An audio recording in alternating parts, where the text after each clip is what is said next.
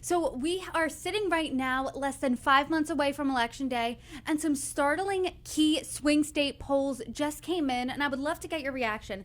This is a poll from Emerson College and The Hill, and it found that Donald Trump is beating President Joe Biden in some key swing states like Arizona, Georgia, Michigan, Nevada, Pennsylvania, and Wisconsin, and is tied in Minnesota. What's your reaction?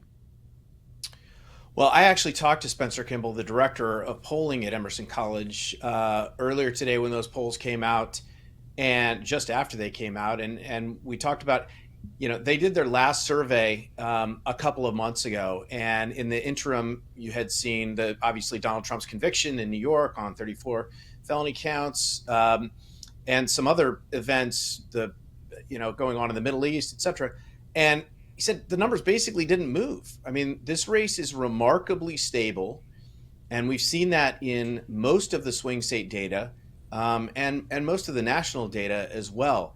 Donald Trump is ahead in all of these swing states. The closest one is Wisconsin, where he's ahead by 0.1%. It's about as close to being tied as you could possibly get, and about half a point in Michigan. But beyond that, Trump's lead in Pennsylvania is about 2.3% in our average, and in Arizona, Nevada, Georgia, North Carolina, it's approaching 5%. So I think these Emerson polls just confirm that Trump has a small but stable lead in the 6 or 7 states where this race is going to be decided, and it really hasn't moved that much over the last couple of months, and actually even going all the way back to November of last year. And he is now a convicted felon, and that has had time to bake into voters' minds. That verdict came out a month ago. Are you surprised that hasn't really changed the numbers that much? No, not really. I mean, honestly, this was something that people have very well-formed opinions about Donald Trump. His supporters never thought this case should have been brought. They thought it was illegitimate. And obviously, Democrats thought it was completely legitimate and assumed he was guilty and were happy that he was guilty. And independents were split in the middle. And I think a lot of the coverage, the public, this was sort of baked into their perception of this race. And so it wasn't shocking to me when the verdict came out and it really didn't move the needle very much at all. It might have softened Trump's support for a little bit. And you saw this in the betting odds, which we keep track of at RealClearPolitics.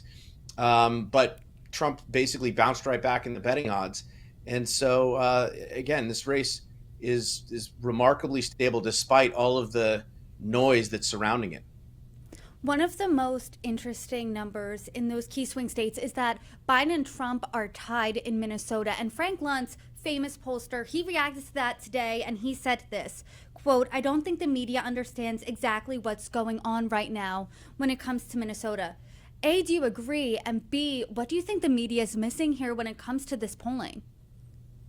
So Minnesota in 2016 was one of those states, and people don't remember this, but Hillary Clinton only won it by about 1.5 points. It was really, really close.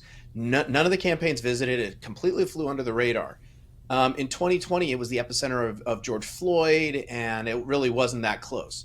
But this is much more like a 2016 scenario, where we've got 2 polls just in the last 6 weeks showing this race very, very close. Emerson has it tied. Survey USA has Biden up 2 points there. And I think,